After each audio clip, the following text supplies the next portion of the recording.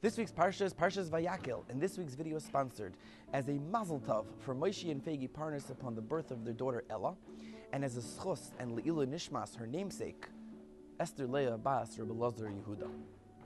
Pasuk says, Vayas Betzalel es ha'oroin atzei shitim, and Betzalel made an oroin made of wood. And then the next pasuk says that he covered it with gold on the inside and the outside. And the question is, why is it that the pasuk makes it seem like the Aron's only factor was that it was made of wood?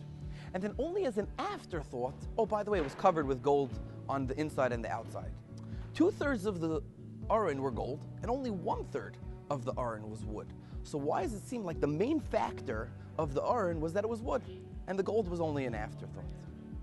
Says Reb Melech Biderman Shlita that the Aron, everyone knows, represents Torah. And when someone begins a new Masechta and starts learning Torah, starts learning Gemara, it's fresh, it's exciting. Like the Daf Yomi started Masechta Bava Metzia this week. You start a new Masechta, let's get into it. It's a fresh new start. But then, let's say you're doing Daf Yomi or you're learning Stam, and you go further and further in Masechta, it gets harder and harder.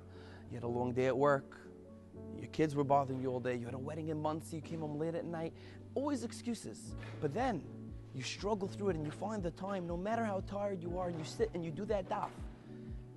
Then, when you come to the end of the Masechta and you realize that you accomplished the entire Masechta, you finished, that success, that satisfaction is the next level of gold. That's where you come to that excitement once again, just like you felt in the beginning of the Masechta when you first started. Says Reb Melech that is the same thing as the Aron. The Aron, you start with gold. It's exciting, it's glamorous, a brand new Masechta. Then you get into the hard part, the shivera part, the wood, which is not so glamorous, it's just a piece of wood. But then once you finish the Masechta in all its glory, and you're so happy that you were able to complete it, then you're back to that level of satisfaction that you're in the gold again, you're in the glamorous siyum of the Masechta.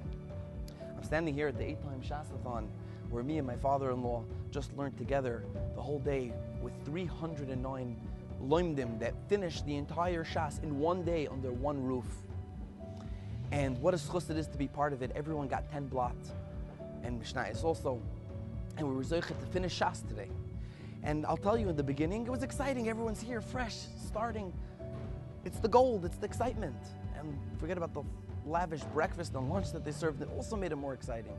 But then, as the day progresses, and you have second seder, and it's hard, and the time's running out, the clock is ticking, and you're not even done your 10 blot.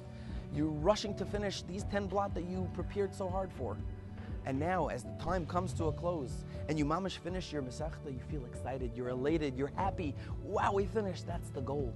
And then we come to a beautiful siyum, a dinner, an exciting su'udah with music and dancing, and that is the siyum of the Masechta, and that's where the gold comes in again. The lesson is, don't let the wood scare you off, even though it is the focal point of what Hashem is trying to show us. The Aron was made of wood. It was called a wood Aron because the most precious part of our avodah to Hashem is the wood part, the hard part, the difficult part, lefum tzar agra.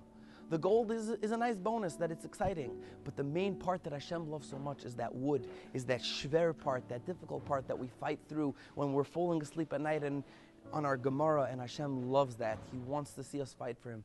Rachmana liba boy, let's keep it up, let's steig. Have a beautiful Shabbos.